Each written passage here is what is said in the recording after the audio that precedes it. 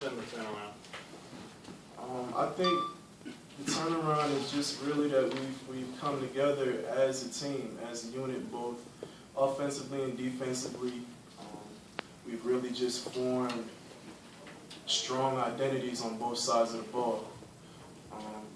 And I think that, you know, when you can form an identity and go into the game knowing who you are and what you're capable of, that just gives you confidence as a unit. And confidence is one of the things that really drives athletes most of all. Is, you know, everybody has their intangibles and tangibles, but confidence is that thing that if you can't play with confidence, you're not going to have success. And I really just think that the high emotions for this game and just the ability to go out on the field with confidence is really what's been the change. Is this strained if you've ever been after a game? I don't necessarily feel too drained right now. I think I'm still running on adrenaline. Andre, in the second quarter, you got things up. You had to come over the sidelines. Was there any chance you weren't coming back at that point? What was the conversations like? Nah, if I could walk off the field by myself, I know I'm gonna get back in the game. Talk about the holes you saw all day and the job your offensive line did for you and how well you read everything. Well, the O-line, they really got to the point where they can move people at will, push people around at will, and we can execute the plays that we want to run, no matter how many people they put in the box. And I think we're just getting a great play calls from our OC, Coach Day, because there were certain times where I'm counting how many defenders they had to the play side, and it's not enough. Even though they know what's coming, they still somehow find a way to be out of place.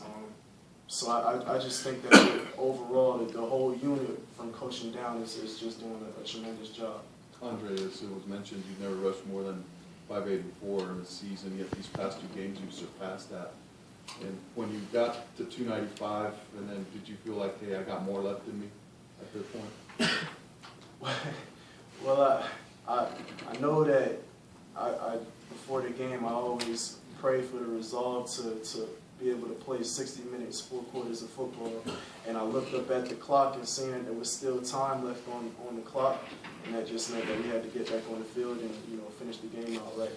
They took the time to recognize the fact that you established a significant record here, single season rushing record, and your offensive lineman acknowledged that. How neat was that? And then to go out and take a bow, but then you still weren't done.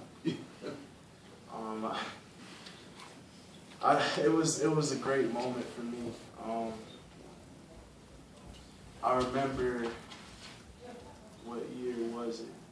I think it might have been my sophomore year when Montel broke the record, and I was just so proud of him that he was able to get on the field and do things despite all the adversity that we were facing in the past years. And, you know, he's really been a motivation for me. My mom and dad were out on the field today. They were a motivation for me. And it was my last game in Alumni Stadium.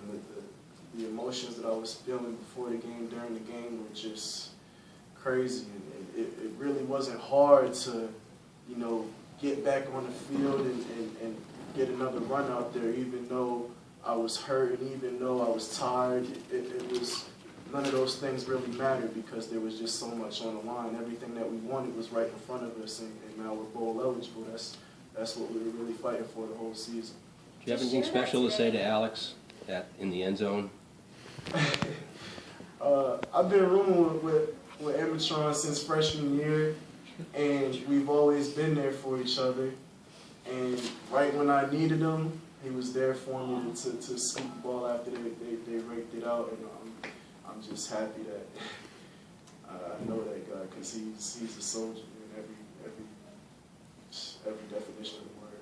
Have you begun to put together the meal plan for the dinner you're going to make for your offensive line? I think I have to. I think I have to get a group consensus and see what the group wants to eat. With all these records and the yardage, piling up, Heisman. What do you think when you hear that? It's just, it's still crazy to me that those type of things are happening for me this year. Really, my main goal coming into the season was just hit 1,000 yards, win enough games to go to a bowl for my last year. It's awesome that, you know, all those awards and accomplishments are being thrown around, but my coach said something to me the other day, Coach Wash. He said that accomplishments are a derivative to success, because success is really about winning games. And so as long as we keep having success, as long as we keep winning, I know the accomplishments they're going to come. How do you avoid a collective letdown in these final two games after